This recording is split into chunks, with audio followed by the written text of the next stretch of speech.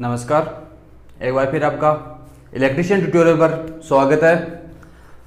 अब तक अपन जो डीसी जनरेटर है, उसका जो टॉपिक अपन पढ़ रहे थे, उससे आगे आज अपन बात करेंगे कि डीसी जनरेटर के अंदर एक नियम होता है जिसे अपन बोलते हैं फ्लेमिंग का दायां हस्त नियम।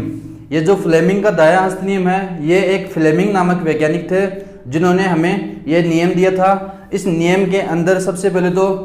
आपको ये पता होना चाहिए कि इस नियम के अंदर अपने को क्या पता चलता है, ये नियम होता क्या है। तो मैं आपको बता दूं कि ये जो अपना जो फ्लेमिंग का जो दायां हस्त नियम है, ये दाएं हाथ है, उसकी जो ये उंगली है और ये वाली उंगली जो इसको बीच वाली उंगली बोलते हैं, ये और फर्स्ट और ये जो अंगूठा है, इनको इस प्रकार से रखा जाता है कि जिससे ये तो है, ये अंगूठा है इस अंगुली के 90 डिग्री पे 90 डिग्री का कोण बनाए, अर्थात समकोण में, और ये इस प्रकार ये भी इससे समकोण में, और इस प्रकार जो तीनों हैं, ये अंगूठे और जो अंगुलियां हैं दोनों, वो सभी मिलकर समकोण बनाते हैं। इस प्रकार से इनको रखा, उंगलियों को किया जाता है जिससे समकोण आपस में समकोण बने। इसके अंदर जो फ्लेमिंग नामक वैज्ञानिक थे, उन्होंने बताया कि अपन दायां हस्त जो नियम है, इस नियम के द्वारा अपन जो ईएमएफ है, जो अपना जो जनरेटर होता है, जनरेटर के अंदर जो चुंबकीय क्षेत्र उत्पन्न होता है, अर्थात जो चालक होते हैं, जो चुंबक होती है, चुंबक है, उन दोनों के बीच में जो चालक है, अपना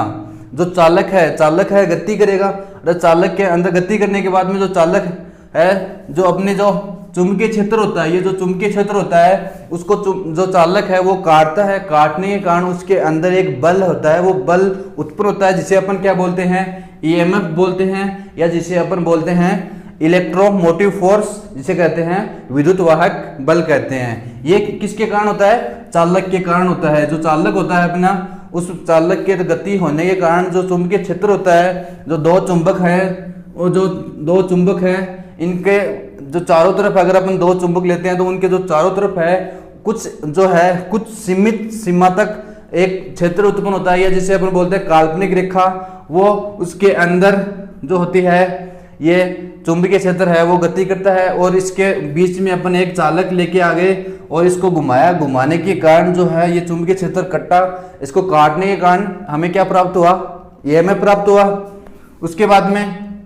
ये जो फ्लेमिंग नामक वैज्ञानिक है, ये क्या कहता क्या है, तो ये जो फ्लेमिंग नामक वैज्ञानिक है, इसने बताया कि जो अपन जो है कि अगर अपने को पता है कि चालक में ईएमएफ पैदा हो रहा है, लेकिन जो दिशा है, जो चालक में ईएमएफ पैदा हो रहा है, उस ईएमएफ की दिशा को अपन ज्ञात करने के लिए फ्लेमिंग नामक वैज्ञानिक ने एक नियम दिया जिसे अपन कहते हैं फ्लेमिंग का दायां हस्त नियम। इस नियम के अंदर क्या है, अंगूठा, ये जो अपना अंगूठा होता है ये, और जो पहली उंगली है वो, और बीच वाली उंगली काम में ली जाती है। तो इसके अंदर फ्लेमिंग नामक वैज्ञानिक ने बताया कि किस प्रकार से इसको अरेंज करें या व्यवस्थित किस प्रकार करें, जिससे कि अपने को जो है, जो ईएमएफ है, जो चालक के अंदर जो ईएमएफ पैदा होता है, उसकी दिशा अपने को पता चल सके। तो मैं आप बताते हैं कि जो जिस प्रकार ये हो गया, उंगलियां समकोण के अंदर होनी चाहिए, और सबसे पहले बात करते हैं अंगूठे की। तो ये जो अंगूठा होता है, अगर ये अंगूठा जो चालक है, जो चालक की गति की दिशा, अर्थात ये जो चालक है ये किस गति में चल रहा है, किस गति की जो दिशा है, जो गति की जो दिशा है उसमें चल रहा है, उसकी दिशा को अगर ये अंगूठा प्रदर्शित करता है तो, और साथ ही ये जो पहले वाली जो उंगली है, ये जो पहले वाली जो उंगली है, ये वाली, ये अगर चुंबकीय क्षेत्र है, ये जो चुंबकीय क्षेत्र को, ये यहाँ पे जो चुंबकीय क्षेत्र है उसकी दिशा को अगर ये प्रदर्शित करती है, तो ये जो बीच वाली उंगली मैंने बताई कि जो बीच वाली जो उंगली है, फर्स्ट से सेकंड वाली जो दूसरे नंबर की, अर्थात जो बीच वाली जो उंगली होती है, सबसे बड़ी वाली जो उंगली होती है, वो क्या करेगी, अपने को जो चालक है, जो गतिमान जो चालक होता है, जो उसके अंदर जो चालक है, जो उस चालक के अंदर जो प्रेरित ईएमएफ होता है, उसकी गति की दिशा अपने को पता चल जाती है। अगर ये जो उंगली है ये हमें ईएमएफ, अर्थात जो चालक है इसके अंदर जो ईएमएफ प्रेरित हो रहा है, उसकी जो दिशा है वो अपने को इस उंगली के द्वारा पता चल जाएगा। उसके बाद में बात कर दी, ईएमएफ आ गया। अब ईएमएफ होता क्या है, तो मैंने बताया कि जो ईएमएफ होता है वो होता है चालक दो चुंबक है, ये दो चुंबक मैंने बताई थी, ये चुंबक है, इनके चारों तरफ चुंबकीय क्षेत्र उत्पन्न हो रहा है और चुंबकीय क्षेत्र के बीच में अगर अपन कोई चालक है उसको लाकर घुमाते हैं, घुमाने के कारण ये चुंबकीय क्षेत्र है ये कटता है, कटने के कारण एक क्या होता है, विद्युत वाहक बल अर्थात जो एक फोर्स है, बल उत्पन्न होता है, ये इसका विरोध करता है और ये विरोध करने के कारण यहाँ पे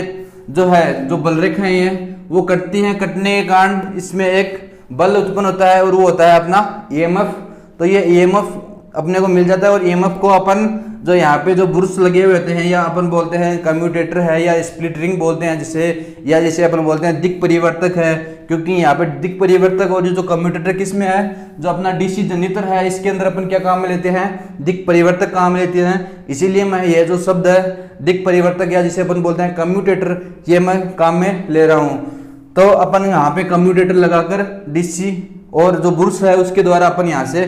कनेक्टर होते हैं, कनेक्टर वहां से जो है अपने वायर है वो कनेक्ट करके अपन किस प्रकार की डीसी प्रकार की जो है विद्युत धारा वो अपन प्राप्त कर सकते हैं। उसके बाद में बात करते हैं ईएमएफ। अपन ईएमएफ को ज्ञात करने के लिए एक फॉर्मूला होता है। ईएमएफ की दिशा तो अपन इस प्रकार से ज्ञात कर सकते हैं, जो फ्लेमिंग का दायां हस्त का जो नियम है उस प्रकार से अपन दिशा तो ज्ञात कर सकते हैं, लेकिन इस नियम के द्वारा अपन क्या है कि जो ईएमएफ होता है उसका मान अपन ज्ञात नहीं कर सकते। तो उसके लिए अपने को क्या है, एक फॉर्मूला है जो है ई, जो ईएमएफ होता है वो होता है ई, इसे ई से लिखा जाता है और ईएमएफ का मात्रक होता है वोल्ट, अर्थात जो ईएमएफ होता है इसका मात्रक भी क्या होता है, वोल्ट होता है। और उसके बाद में आगे बात करते हैं, इसका जो फॉर्मूला है ई बराबर होता है phi Z N upon 60 into P upon A. ये पी पोल्स है, ए है जो आर्मेचर है, आर्मेचर के अंदर जो समांतर पथ है उनकी संख्या क्या होती है, ए होती है। इनके बारे में मैंने बताया था कि पोल्स की संख्या कितनी होती है, वेव वाइंडिंग के अंदर जो अपनी आर्मेचर के अंदर समांतर पथों की संख्या कितनी होती है और वेव के अंदर कितनी होती है, इसके बारे में मैंने बता दिया था। तो आप जो इससे पीछे वाला वीडियो है उसके अंदर जो डीसी जनरेटर का इससे वाला सेकंड नंबर का जो पार्ट है उसके अंदर आप जाके देखेंगे तो उसके अंदर आपको जो है पी पोल्स की संख्या और आर्मेचर के अंदर जो समांतर पथ है उसकी संख्या के बारे में आपको पता चलेगा। तो आगे बात करते हैं, ये तो हो गया इसका फॉर्मूला। इस फॉर्मूले के अंदर ई हो गया ईएमएफ, जिसका जो मात्रक है या जो है वोल्ट के अंदर अपने को इसका मान मिलता है। उसके बाद में बात आती है फाई, इसे बोलते हैं फाई। तो ये जो फाई होता है ये होता है अपना जो प्रति पोल, जो पोल होते हैं प्रति पोल जो चुंबकीय फ्लक्स है, जो प्रति पोल जो चुंबकीय फ्लक्स है वो प्रदर्शित करता है फाई। और जो फाई का मात्रक होता है वो होता है वेबर, या जो चुंबकीय फ्लक्स होता है वो किसके अंदर आता है, वेबर के अंदर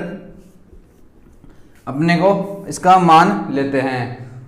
उसके बाद में नेक्स्ट आता है जेड।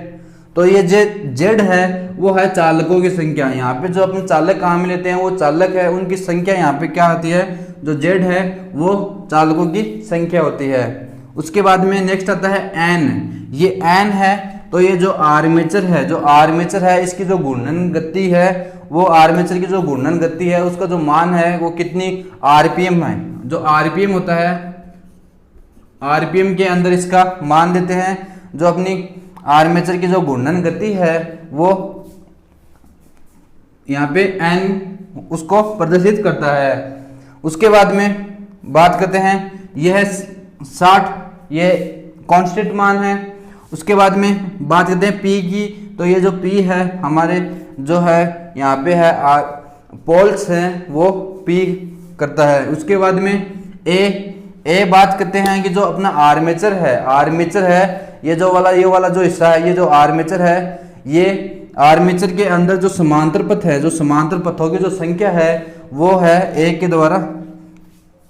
ए समांतर पथों की संख्या होती है। इस प्रकार अगर अपने को न्यूमेरिकल क्वेश्चन के अंदर अपने को फाई जेड एन और पी और ए इनका मान दे दिया जाए और अपने को पूछे कि अपने को जो ईएमएफ है जो एक जनरेटर है, डीसी जनरेटर है, उसके अंदर अपने को ईएमएफ ज्ञात करना है और अपने को ये जो पांचों हैं, ये दो तीन ये और ये दो पांचों हैं, इनका अगर मान दे रखा है तो अपन आसानी से इस फॉर्मूले के द्वारा जो अपना ईएमएफ है, जो अपना क्या होता है कि जो चुंबकीय क्षेत्र है उसके अंदर जो गतिमान चालक में जो ईएमएफ पैदा हो रहा है उसका दिशा तो अपन किससे ज्ञात कर सकते हैं, जो फ्लेमिंग का दाएं हस्त का नियम अपन ने पढ़ा था उसके द्वारा, और मान अपन इस फॉर्मूले के द्वारा ज्ञात कर सकते हैं। इसके साथ ही इसके बाद में आगे नेक्स्ट अपन पढ़ेंगे जो कल के वीडियो में अपन इससे आगे के जो अपना डीसी जनरेटर है उसके बारे में आगे पढ़ेंगे नेक्स्ट क्लास में। इसी के साथ आज की क्लास में बस इतना ही। धन्यवाद।